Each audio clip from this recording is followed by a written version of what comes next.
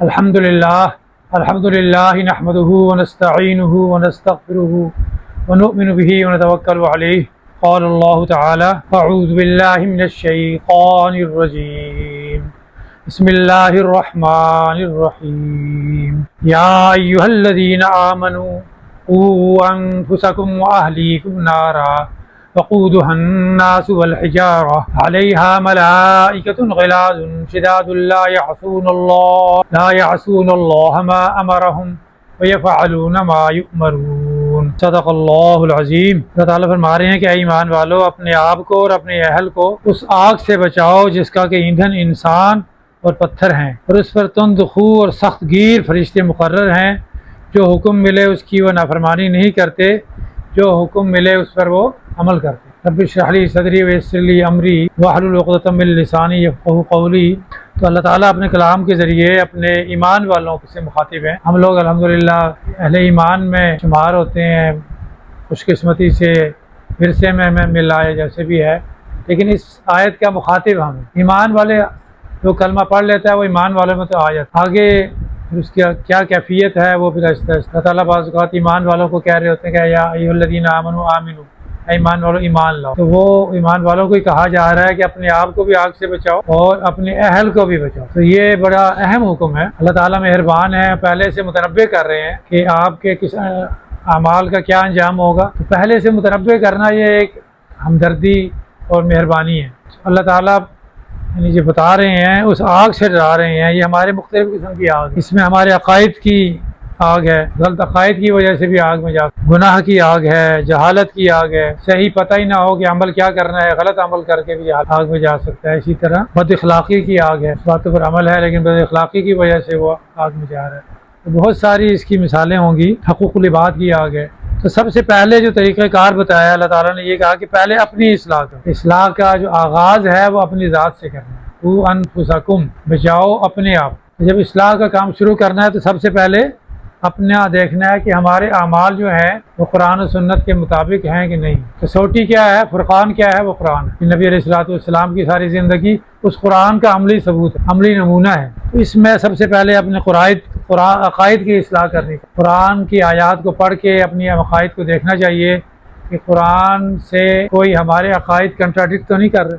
کسوٹی وہ مختلف لوگ مختلف نظریے پیش کرتے ہیں، صحیح کون سا ہے اس کا طریقہ کار چیک کرنے کا یہی ہے کہ اس کو اللہ کے کلام سے، اللہ کی کتاب سے، اللہ کے الفاظ سے.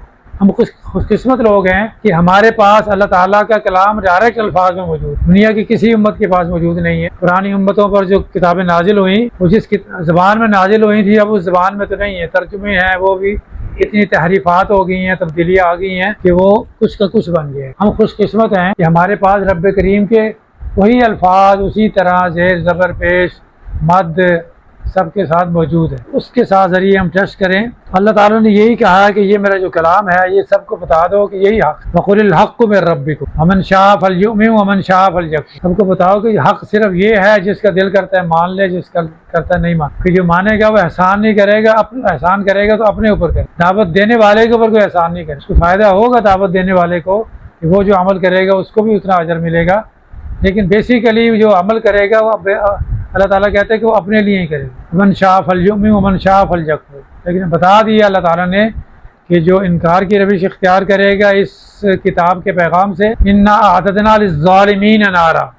اللہ تعالیٰ کہتے ہیں کہ پھر وہ ظالم ہے اور ان کے لیے آگ تیار. بات آگ کی چل رہی ہے، آگ سے بچاؤ کی باتیں ہو رہی ہیں. اس کے لیے پہلی بات یہ ہے کہ ہم اپنے عقائد کو، اپنے اعمال کو قرآن و سنت سے چیک، اپنی ہر عمل کو دیکھیں کہ آیا یہ اللہ نے نازل بھی کیا ہے کہ نہیں. شک وہ ہم پوچھیں، رہنمائی لیں اپنے علماء سے بھی، ائمہ سے بھی، سب سے غیر رہنمائی لیں، لیکن اس کو کنفرم کہاں سے کریں گے؟ قرآن سے. کوئی بھی کسی سے بھی مسئلہ پوچھیں پھر کنفرم کریں کہ اللہ تعالیٰ نے اس کو کہاں نازل کی، پھر یہ اللہ کی اتباع ہوگی. تو اس کے حوالے سے جب اللہ تعالیٰ ایمان والوں سے خطاب کر رہے ہیں، ایک اور ہمارے یہاں کنسیپٹ یہ ہے، یہودین میں بھی تھا کہ ہم چونکہ وہ کہتے تھے کہ ہم چونکہ انبیاء کی اولاد میں سے ہیں، انبیاء کو ماننے والے ہیں، تو ہم تو جنت میں ہی جائیں گے، ہم تو جہنم میں نہیں جائیں گے، آگ ہمیں چھوئے گی نہیں. قالوا لن تمسنا النار الا ایاما معدودہ. یہ ان کا کنسیپٹ تھا کہ ہم تو آگ میں جائیں گے ہی نہیں، انبیاء کی اولاد میں سے ہیں. اس قسم کے کنسیپٹ ہمارے یہاں بھی آ گئے ہیں کہ ہم چونکہ ایمان والے ہیں، حالانکہ یہاں خطاب اللہ تعالیٰ ایمان والوں کی کہ آگ سے بچو. اس کا مطلب ہے کہ صرف ایمان کا دعویٰ کرنے سے عمل اس کے مطابق نہ ہو آپ آگ سے بچ نہیں رہے۔ تو یہ جو ہمارے کنسپٹ ہے نا کہ چونکہ ہم ایمان لائے ہیں وہاں کی سفارش ہو جائے گی، کوئی ہمارا کام آ جائے گا، کوئی ہیلپ کر دے گا، قرآن یہ ہمیں بتاتا ہے کہ ایسا نہیں ہوگا۔ آپ کی اعمال کے حوالے سے ہی وہاں پر آپ آگ سے بچو گے یا نہیں بچو گے، یا آگ میں جاؤ گے یا آگ سے بچو گے۔ یعنی اس دن جو مجرم بن کر آئے گا اس کی وہاں کوئی سفارش نہیں۔ اللہ تعالیٰ کا نافرمان اللہ تعالیٰ کا مجرم بن کے قیامت میں جائے گا۔ اول تو یہ جب فرشتے روح لینے آتے ہیں اسی وقت جو مجرم ہوتے ہیں ان کو اسی وقت ضربیں لگاتے ہوئے لے کے جاتے ہیں، اور جو اچھے لوگ ہوتے ہیں نفس مطمئنہ والے ان کو ویلکم کر کے لیا یا یہ تو نفس المطمئنہ ارجعی، ان کو اسی وقت اندازہ تو ہو جاتا ہے۔ یعنی اللہ تعالیٰ کا ایک فیصلہ ہے قسم کا فرشتے اس وقت بتا رہے ہوتے ہیں۔ وہاں کے بارے میں بھی اللہ تعالیٰ نے صرف سورہ بقرہ میں 3 آیتیں ہیں، فرمایا واتقوا یوما لا تجزی نفس عن نفس شیئا ولا يقبل منها شفاعۃ ولا یؤخذ منها عدل ولا هم ينصرون۔ بچو اس آگ سے کہ اس دن کچھ کام نہیں آئے گا، کوئی جو ہے نا کوئی سفارش کام نہیں آئے گی، کوئی بدلہ نہیں کام آئے گا، کوئی مدد نہیں آئے گی۔ یہ آیت سورہ 48 ہے۔ اسی طرح 123 آیت بھی تقریباً سملر ہے، الفاظ عدل میں پہلے آتا ہے، شفاعت بعد میں آتا ہے۔ وہ ہے واتقوا یوما لا تجزی نفس عن نفس شیئا ولا يقبل منها عدل ولا تنفعها شفاعۃ ولا هم ينصرون، کہ کوئی بدلہ کوئی منفعت نہیں دے گی، کوئی شفاعت وہاں کوئی مدد نہیں کی جائے گی۔ سملر 2 آیات اسی طرح سورہ بقرہ میں آیت الکرسی سے جو پہلے آیت آتی ہے، یا ایھا الذین آمنوا انفقوا مما رزقناکم من قبل ان یأتی یوم لا بیع فیہ ولا خلۃ ولا شفاعۃ۔ وہاں بھی اللہ کہہ رہے ہیں کہ ایمان والو انفاق کر لو اس دن سے پہلے، جس دن کوئی تجارت کام نہیں آئے گی، کوئی دوست کام نہیں آئے گا۔ وہاں کام کیا آئیں گے؟ صرف اعمال کا۔ تو اللہ تعالیٰ بار بار متنبہ کر رہے ہیں کہ اس دن سے پہلے بچ جاؤ، احتیاط کر لو، تیاری کر لو۔ وہ دن بہت بڑا ہوگا، قیامت کا جو دن ہے قرآن میں آتا ہے کہ 50,000 سنہ، 50 کسے کہتے ہیں 50 کو، اور الف سنہ 1000 سال، 50,000 سال کا تو وہ ایک دن ہی ہوگا۔ اس دن کو گزارنا، جب آسمان کہتے ہیں ڈائریکٹ سورج پتہ نہیں سوا نیزے پہ ہوگا یا واللہ عالم، یہ روایات میں ہے، لیکن باہر کوئی سایہ نہیں ہوگا، بہت ساری سنتے ہیں۔ تو اس آگ کی شدت بہت زیادہ ہوگی، جس سے بچنے کے لیے اللہ تعالیٰ باہر ہمیں ایڈوانس بتا رہے ہیں کہ اس آگ سے بچ جاؤ، خود بھی بچ جاؤ اور اپنے اہل کو بھی بچا دو۔ اہل کو بھی ہم تھوڑا سا دیکھیں گے کہ اہل میں کیا کیا۔ تو اس آگ کی شدت کا ایک تھوڑا سا نقشہ ہم سورہ المعارج کے حوالے سے دیکھتے ہیں۔ قرآن میں کافی جگہوں پر اس آگ کا ذکر ہے، حدیث میں بھی آتا ہے کہ عام آگ سے 70 گنا زیادہ وہ شدید ہوگی۔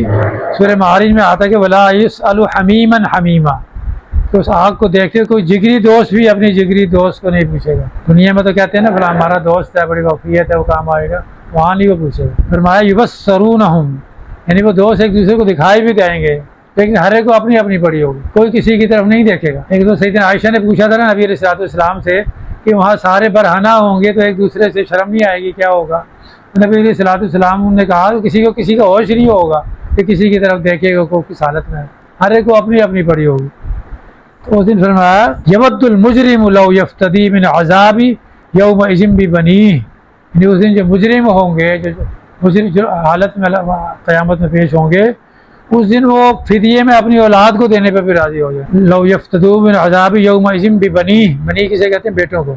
وہ اپنے بیٹے بھی کہیں گے فدیے میں لے لو، ہماری جان چھوڑ دو۔ وصاحبتہ واخیہ، صاحبہ بیوی کو کہتے ہیں یا زوج کو، اور اخی بھائی کو۔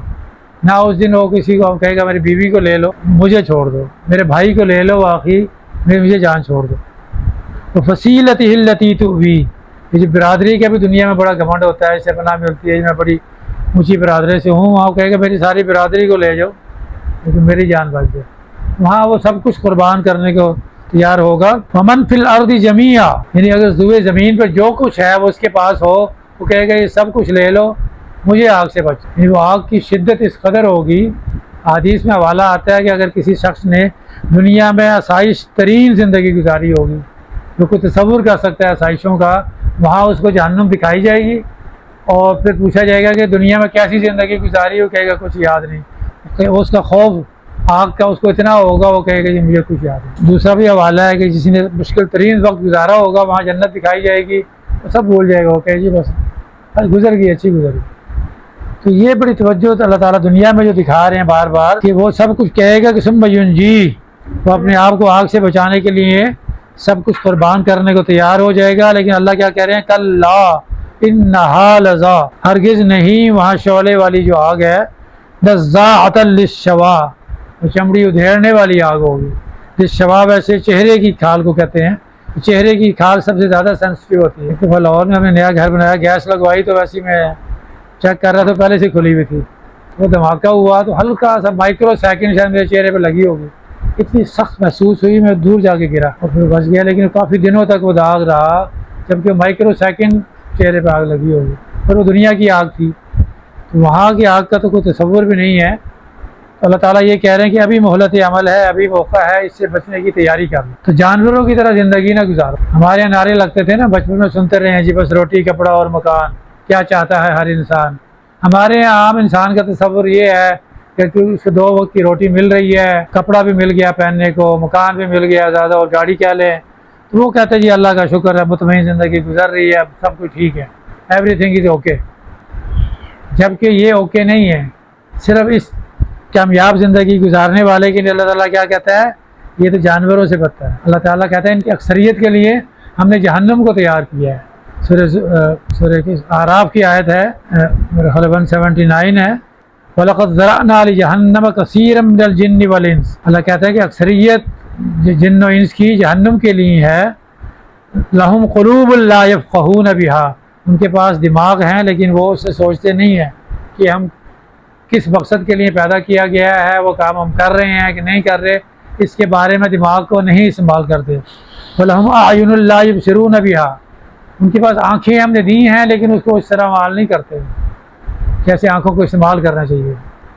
وَلَهُمْ آذَانٌ لَا يَسْمَعُونَ بِهَا، کان ہیں ان کے لیکن وہ اس طرح نہیں سنتے، ویسے تو جیسے جانور سنتے ہیں اس طرح تو سنتے ہیں، لیکن جیسے سننا چاہیے اس طرح نہیں سنتے۔ اس کے بارے میں اللہ نے کہا اولئک کالانعام بل ہم اضل، یہ تو انعام ہیں اور بلکہ اس سے بھی بدتر ہے۔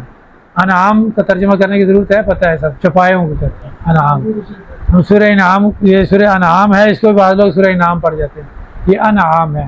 انعام اور انعام میں بہت فرق ہے۔ یہ جو ہم کہتے ہیں نا اپنا مدر صاحب کے زیر زبر کی بہت اہمیت ہے، یہ اسی طرح ایک زیر زبر سے کتنا چینج آتی ہے، بعض اوقات تو کفر ہو جاتا ہے۔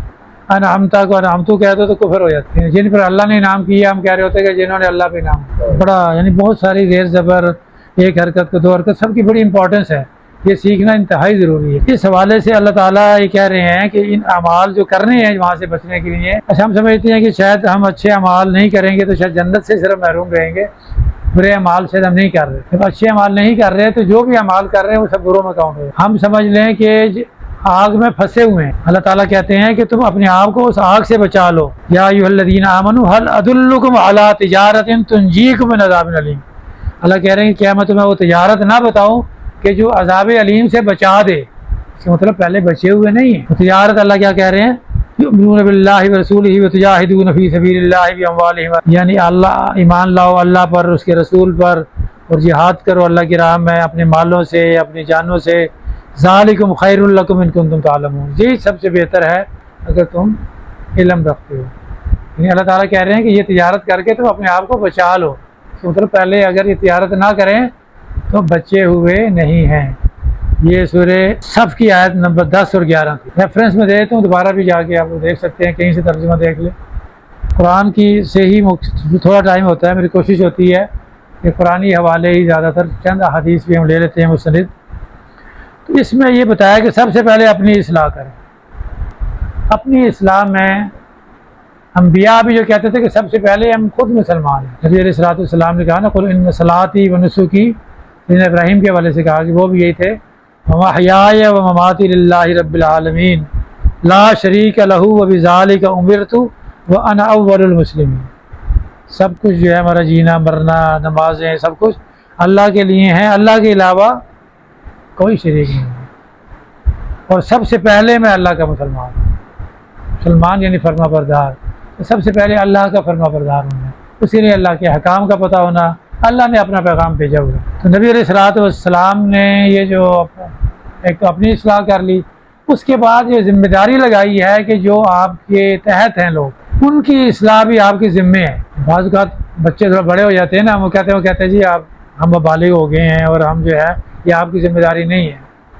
اس آیت سے پتہ لگتا ہے کہ بچوں کی بھی کو آگ سے بچانا بھی ہماری ذمہ داری ہے، اور یہ اللہ کا حکم ہے، آپشنل نہیں ہے۔ ویسے تو ہمیں ان سے محبت ہے، ہمیں چاہیے کہ ہم ان کے مستقبل اور اصل مستقبل کے لیے اس کی فکر کریں، لیکن یہاں تو اللہ تعالیٰ نبی علیہ الصلوۃ والسلام کا یہ فرمان ہے، کلکم راعی و کلکم مسئول عن رعیتی، کہ تم میں سے ہر شخص راعی ہے، اپنی جو مسئول ہے، اپنی جو اس کی رعیت ہے۔ راعی ویسے عربی میں کہتے ہیں چرواہے کو، یعنی جو اس کے اندر بکریاں ہوتی ہیں وہ اس کا مسئول ہوتا ہے، وہ گر کے جاتا ہے، صبح اتنی بکریاں ہیں، ان کی دیکھ بھال کر کے حفاظت سے کوئی ادھر جا رہی ہے تو اپنا کر کے واپس لے کے آتا ہے، وہ پورا ذمہ دار ہوتا ہے۔ تو نبی علیہ الصلوۃ والسلام نے کہا کہ تم میں سے بھی ہر ایک شخص، جو بھی لوگ اس کے تحت آتے ہیں، ان کا بھی وہ راعی ہے، ان کا وہ مسئول ہے۔ مسئول کہتے ہیں ذمہ دار، مجھ سے سوال کیا جائے گا ان کے بارے میں، مسئول سوال سے ہے، یعنی ان کے حوالے سے اگر ان کے عمل غلط ہوں گے تو اس سے سوال کیا جائے گا کہ بھی تمہارے تحت تھے، تم نے ان کی رہنمائی کیوں نہیں کی، ان کو گائیڈ کیوں نہیں۔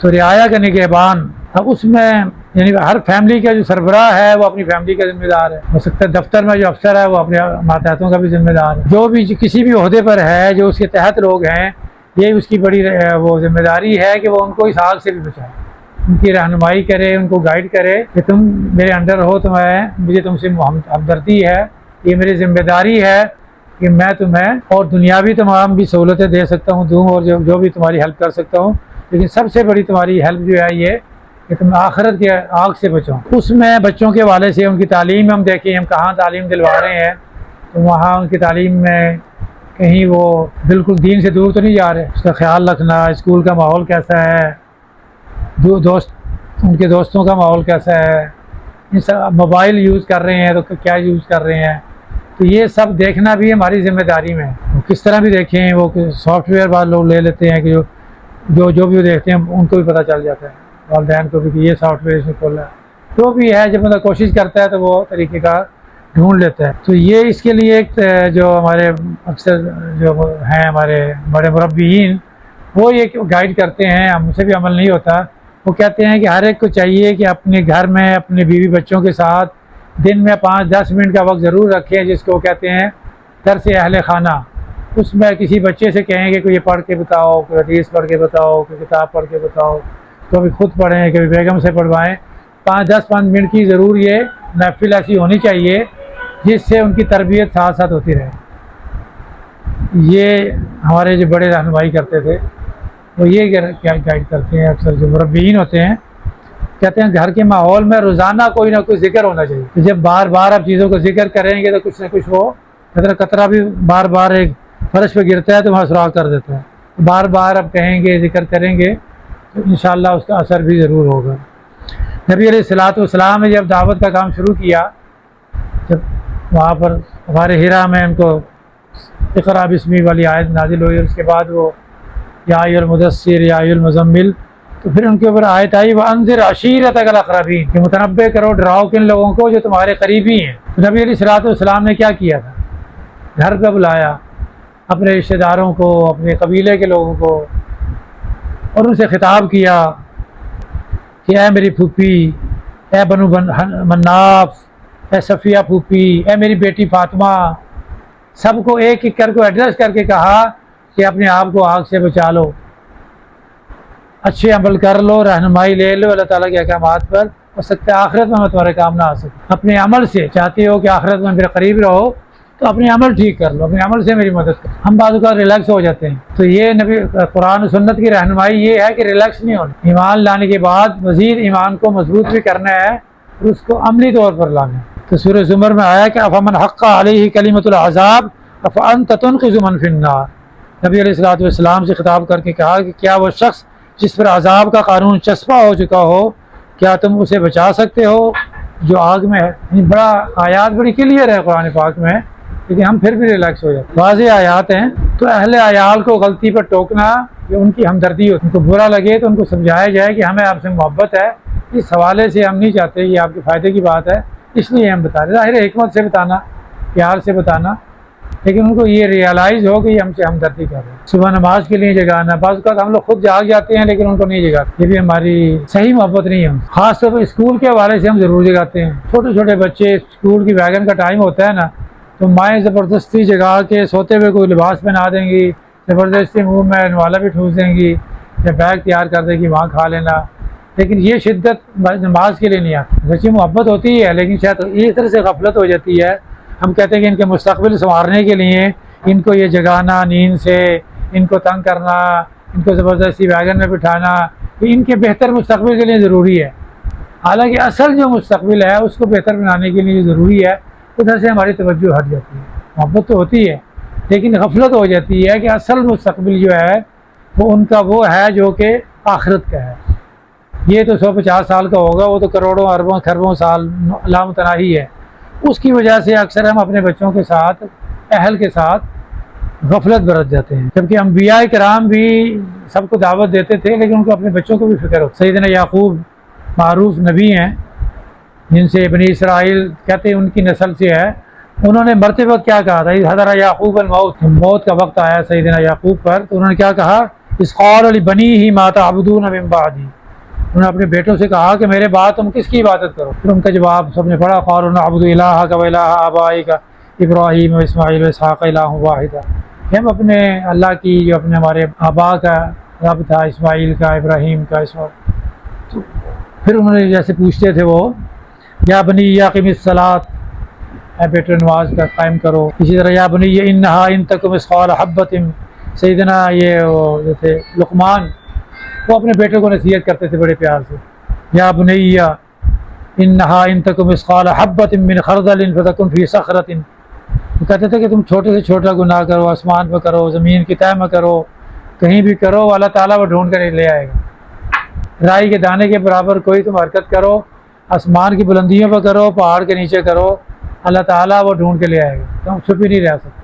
یہ بچے کو نصیحت کرتے تھے. تو بچے کو نصیحت کرنا اللہ تعالیٰ کو اتنا پسند ہے کہ سیدنا لقمان کی وہ نصیحتیں اللہ تعالیٰ نے قرآن میں درج کر دی.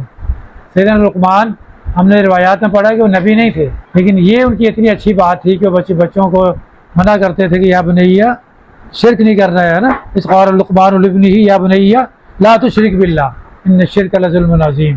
یہ سب باتیں بچوں کو نصیحت کرتے تھے تو اللہ تعالیٰ نے ان کے وہ الفاظ قرآن میں ایڈجسٹ کر دی. تو یہ ہمارے لیے ضروری ہے کہ ہم اپنے بچوں کو، اہل خانہ کو، اچھا اس میں جو اہل ہے، یہ اگرچہ میں نے غور کیا، یہ اہل کا لفظ ہم عام طور پر صرف اہلیہ اور اہل خان کے لیے، خاندان کے لیے استعمال کرتے ہیں. لیکن اگر ہم تھوڑا سا غور کریں تو یہ اہل کا لفظ بہت بڑا ہے. وہ انفسم کے بعد جو کہا نا اہل کو، یہ اہل کے بعد اہلیہ کے بعد اہل خانہ بھی ہوتے ہیں، پھر اہل محلہ بھی ہوتے ہیں، پھر اہل شہر بھی ہوتے ہیں، اہل زبان بھی ہوتے ہیں. یہ اہل کی جو سرکل ہے نا یہ پھر بڑھتا جاتا ہے. اس کو شروع کہاں سے کرنا ہے؟ قو کیا ہے؟ وہ اپنا ہے. اپنی ذات کے بعد پھر آپ سرکل کو بڑھاتے جائیں. پہلے اپنی زوجہ اور اپنے گھر والوں کو، پھر اس کے بعد اپنے پڑوسیوں کو، پھر محلہ، پھر جتنا سرکل اللہ استطاعت دے کوشش کریں. یہ سرکل جتنا آپ بڑھا سکتے ہیں آپ بڑھاتے رہیں. اللہ تعالیٰ ہمیں عمل کی توفیق عطا فرمائے. یہ سرکل چھوٹا نہیں ہے، ذات سے شروع کرنا ہے. اور یہ سرکل جیسے سورج کی انٹینسٹی قریب زیادہ ہوتی ہے، آہستہ آہستہ کم ہوتی جاتی ہے لیکن روشنی پھیلتی جاتی ہے. یہ کام ہمیں ضرور کرنا ہے، یہ اللہ کا حکم ہے. اللہ تعالیٰ ہمیں عمل کی توفیق عطا فرمائے. وآخر دعوانا ان الحمد للہ رب العالمین.